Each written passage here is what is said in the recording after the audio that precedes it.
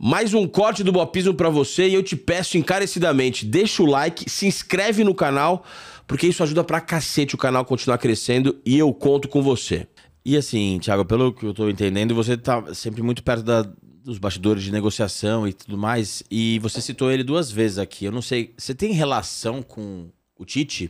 Porque agora recentemente... Não tenho. Não tem? Não tem relação? Eu tive como repórter. Ah, tá. Tenho admiração como torcedor e tudo mais. Gratidão como torcedor e tal. Muita gratidão. E tinha também mágoa por ele não ter voltado. Ah, é? E aí quando ele... Sim, mas assim, não é exclusividade minha. Assim, a torcida do Corinthians, muita gente magoada, porque ele teve a chance, teve o convite de voltar mais de uma vez. E não veio por opção dele, do jogo, mas como torcedor, ele ficou magoado. Claro. E aí... Como muita gente fala assim, ó, não quero, mas se voltar eu vou ficar muito feliz.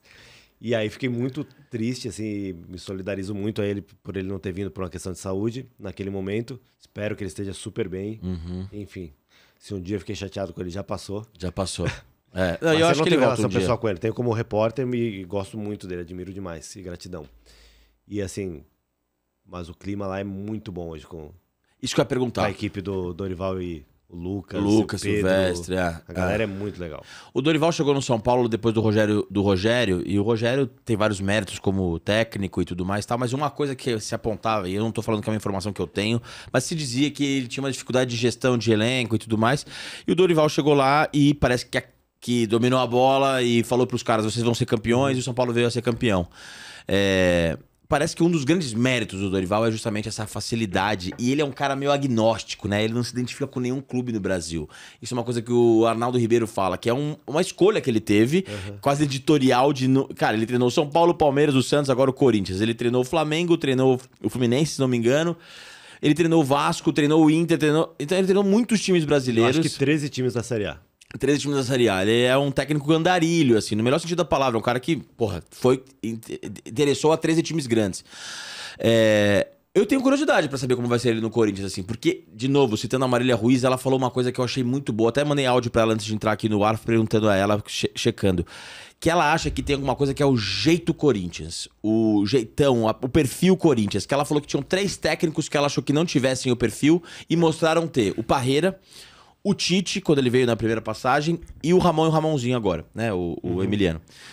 E ela acha que pode se surpreender com o Dorival. Você, como um cara que pensa em comunicação, em marca, vocês procuram esse arquétipo Corinthians, esse cara que tem a cara do Corinthians, e você acha que o Dorival pode desenvolver de alguma maneira uma identificação com o Corinthians? Eu acho que ele vai ser querido. O campo manda demais, né? O resultado manda demais. Então, se ele tiver uma postura super fria e começar a ganhar um monte, tá tudo bem. Ninguém vai reclamar.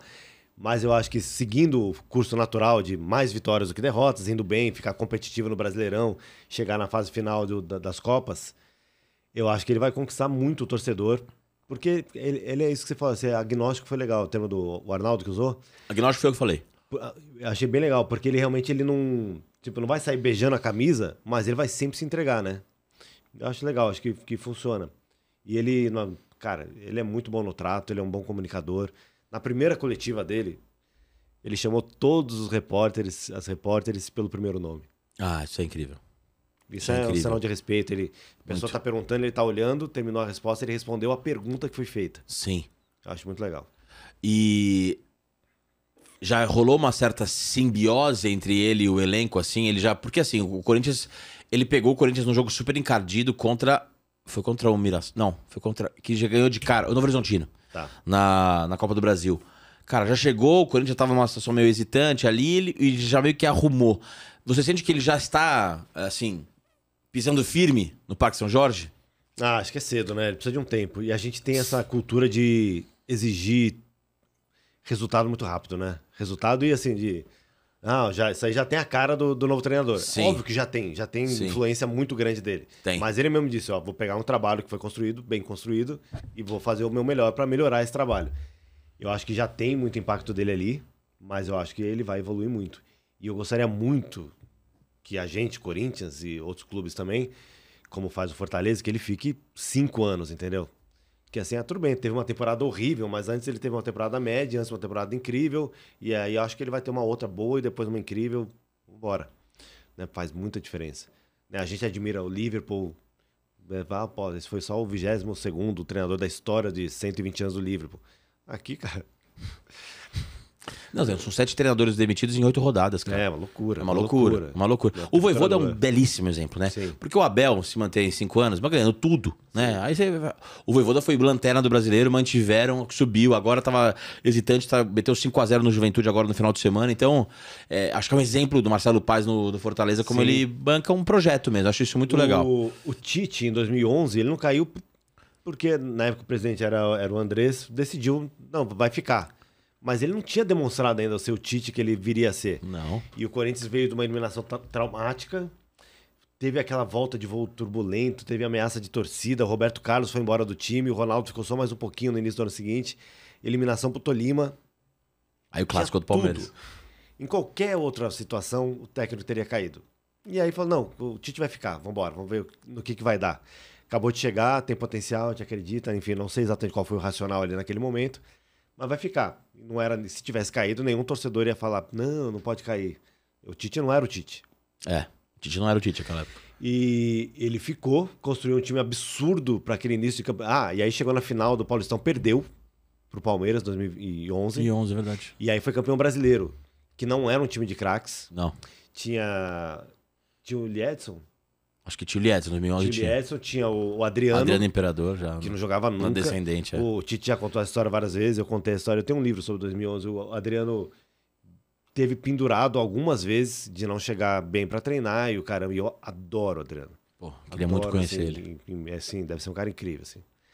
Tomara que ele venha aqui pra gente assistir. Tomara. E não, o Júlio César no gol. O Júlio César foi incrível. E o Júlio César é um exemplo de corintiano. Teve um jogo que ele jogou com a mão quebrada. Caramba, não sabia. Assim, durante o jogo ele quebra. E aí já o Corinthians não podia substituir, não tinha essa substituição de goleiro. Uhum. Eu lembro até que era uma narração dramática do Kleber Machado, assim, porque ele pegou muito aquele momento, o sentimento daquele momento. E ele com o dedo completamente fora de lugar, aí vem o médico, puxa, dá uma encaixada, e ele fica ali sem poder pôr essa mão na bola. Ainda tinha, sei lá, uns 20 minutos de jogo contra o Botafogo. Enfim, aquele foi um ano... E aí o Tite conseguiu o Campeonato Brasileiro naquele ano, enfim. E tudo isso nasce, né? Essa melhor fase da história do Corinthians. Sim. De uma decisão ali, de uma fase péssima, uma eliminação vexatória, que tá na história do clube, você não... Né, isso vira pra sempre. E aí acreditar, cara, vambora. É verdade. É verdade. O Facincani veio aqui e ele falou que o Palmeiras devia chamar Palmeirintias, uma coisa assim, que sempre que precisava virar a faca contra o Corinthians, o Palmeiras dava uma desfibrilada e o Corinthians ressurgia. E ele citou, depois do Tolima, teve um derby que se o Palmeiras vencesse o Corinthians naquela ocasião, o Tite seria demitido fatalmente. Logo depois. E o Corinthians ganhou. E aí aquilo deu uma sobrevida. Sim. E o resto é história. Mas é curioso, porque de fato o Andrés teve peito pra bancar o Tite naquela época, antes de ser o Tite, né? Todo mundo tem uma decisão difícil ali, né, que você tem que tomar. Eu trabalhei na Amazon, aí você fica muito mergulhado na cultura da empresa, né? Legal. E o Bezos, ele fala, quando você tá lá em cima, o CEO, você não tem que ficar fazendo um monte de coisa, você tem que tomar uma ou duas decisões que vão fazer muita diferença. É uma coisa pequena que você não sabe na hora. Mas você vai ter que decidir e isso aí vai mudar o... O Jeff Bezos fala isso? Falava, né? Ele era legal antes de ele virar esse cara aí. Você chegou a encontrar com ele, não? Não. Mas ele tinha, tipo... Eu participei de reuniões em que ele estava online. Ah, é? Mas nunca tive presencial com ele. Com a câmera ligada ou não? Não, assim, reunião grande, sabe? Ah, sei. Reunião grande, tipo, all hands, assim. Tive no andar com ele lá em Seattle, mas não cruzei com ele.